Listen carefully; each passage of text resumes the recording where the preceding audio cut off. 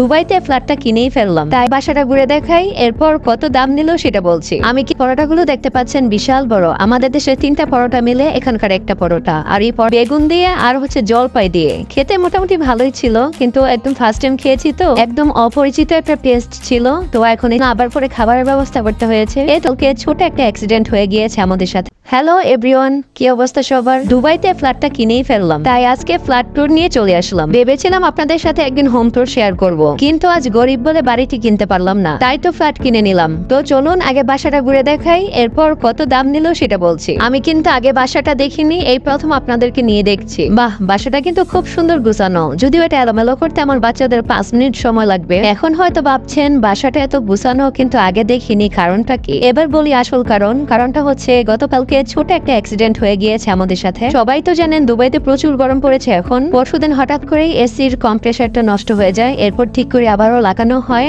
দেন গতকালকে রাতে 2টা বাজে আবারও আমাদের এসিটার প্রবলেম হয়। যেহেতু সময়টা রাত 2টা ছিল, আমাদের কাছে অন্য কোনো অপশন ছিল না কাউকে ডেকে এটা সার্ভিস করানোর। আর আপনারা তো জানেনই দুবাইতে 1 মিনিটও এসি ছাড়া থাকা সম্ভবই না, তারপর আবার সাথে ছোট ছোট 2টা বাচ্চা। তো কি আর করা, বাসায় আর সময় নষ্ট না করে চলে আসলাম ফ্ল্যাটটিতে। আসলে এটা একটা হোটেল রুম, আমাদের বাসার খুব কাছে একটা হোটেল আছে। আপাতত এসি ঠিক না হওয়া পর্যন্ত এখানেই থাকতে হবে। আলহামদুলিল্লাহ বাচ্চাদের খুব একটা কষ্ট করতে হয়নি। যদি হোটেল রুমটা আমাদের বাসা থেকে অনেক দূরে হতো, আর অনেকক্ষণ ওদের এসি ছাড়া খুব কষ্ট হতো থাকতে। আর আপনারা রুমটা খুব ভালো করে দেখে নিতে পারেন যদি কেউ দুবাইতে ঘুরতে আসতে চান। আমি হোটেলের নাম্বার এবং নামটা দিয়ে দিব, আপনারা আসলে এখানেও থাকতে পারবেন। একদম নিরিবিলি পরিবেশ এবং চারপাশে সব বাঙালির কথা বলতেও সমস্যা নেই, এবং খাওয়া দাওয়া সবকিছু আমাদের দেশের মতোই। আর এখন যেহেতু সামার মানে গরমকাল চলছে, এজন্য হোটেলের ভাড়াগুলো কিন্তু একটু কম।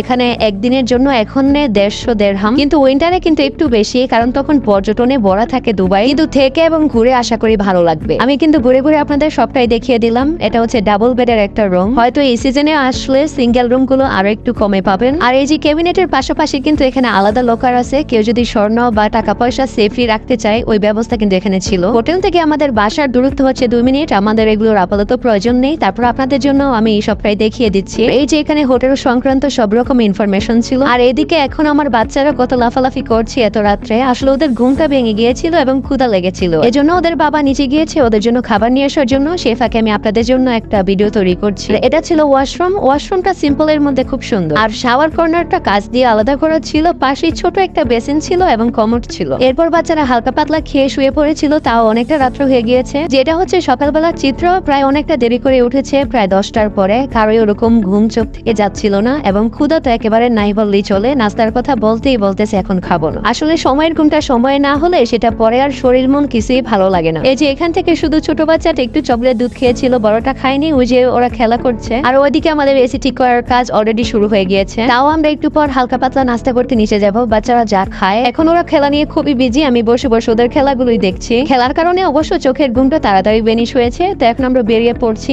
নাস্তা খাবো তাই। আর এখানে সকালের নাস্তাটা কিন্তু বুফে সিস্টেম আছে, কিন্তু সেটা সকাল 9:30 পর্যন্ত, 9:30টার পরে সেটা অফ হয়ে যায়। আর আমরা যেহেতু অনেকটা লেট করে বের হয়েছি, নিচে তেমন কোনো লোকজন ছিল না। আর যেহেতু বুফের টাইম এখন ওভার, আমরা পাশেই একটা বাঙালি রেস্টুরেন্টে গিয়েছিলাম। এখান থেকে আগেও আমরা খাবার নিয়ে খেয়েছি। এখানকার খাবারগুলো সেম একদম আমাদের দেশের খাবারের মতো, দেশের যে হোটেলগুলোতে খাবারগুলো হয় ঠিক ওরকম। আর এই যে চারপাশে সব বাংলাদেশের ঐতিহ্যবাহী ছবিগুলো টানিয়ে রেখেছে। আর এদিকে আমরা খাবারের অর্ডার করে ফেলেছি। এখানে হালকা পাতলা অর্ডার করা হয়েছে, কারণ দুপুরে অনলাইন থেকে অর্ডার করা হয়েছে পাকিস্তানি কাচ্চি, আর দুপুর হতে খুব বেশি সময় নেই।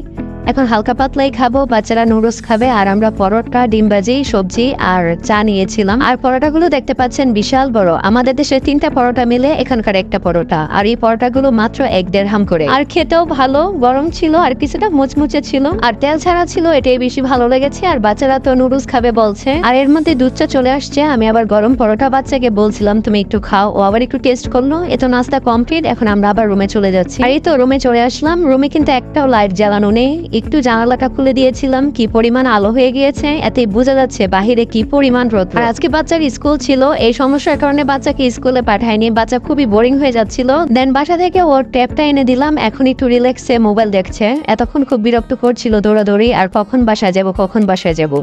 এর মধ্যে আমাদের খাবার চলে আসছে। এখানে হচ্ছে মাটন কাচ্চি আছে, এটা পাকিস্তানের একটা দোকান থেকে নিয়ে আসছে। এখানে টক দই আর সম্ভবত একটা গ্রেভি আছে, আর ওইটাতে দুইটাতে হচ্ছে কাচ্চি বিরিয়ানি। আর হ্যাঁ, এটাতে একটাতে টক দই ঠিক আছে, কিন্তু ওটা গ্রেভি না, এটা হচ্ছে একটা আচার। আচারটা বানানো হয়েছে বেগুন দিয়ে আর হচ্ছে জলপাই দিয়ে। খেতে মোটামুটি ভালোই ছিল, কিন্তু একদম ফার্স্ট টাইম খেয়েছি তো একদম অপরিচিত একটা টেস্ট ছিল। তো এখন এই যে কাচ্চিটা খুলে নিলাম। আমাদের দেশের মতো কাচ্চিও তো মাখা মাখা হয় না, পাকিস্তানি কাচ্চিগুলো ওরা রাইসটা খুবই ঝরঝরে খায়, একটু হার্ড রাখে রাইসটা। আর টেস্টটা মোটামুটি ভালোই লেগেছে, কিন্তু ঝাল ছিল, ভীষণ ঝাল ছিল। বাচ্চারা খুব একটা খেতে পারেনি, বড় বাচ্চা তাও একটু একটু খেয়েছে, ছোটটা একদমই খায়নি। ওর জন্য আবার করে খাবারের ব্যবস্থা করতে হয়েছে। এই তো এভাবে আমাদের সারাদিন কেটে গেল। এরপর সন্ধ্যার পরে আমাদের এসি লাগাতে আসছে। সার্ভিসিং কমপ্লিট করে এখন প্রায় রাত্র হয়ে গিয়েছে। আমরা চেক আউটের জন্য নিচে বসে আছি, আর আমাদের রুমের বিল আসছিল 200 দিরহাম। তো ভালো থাকবেন, আল্লাহ হাফেজ।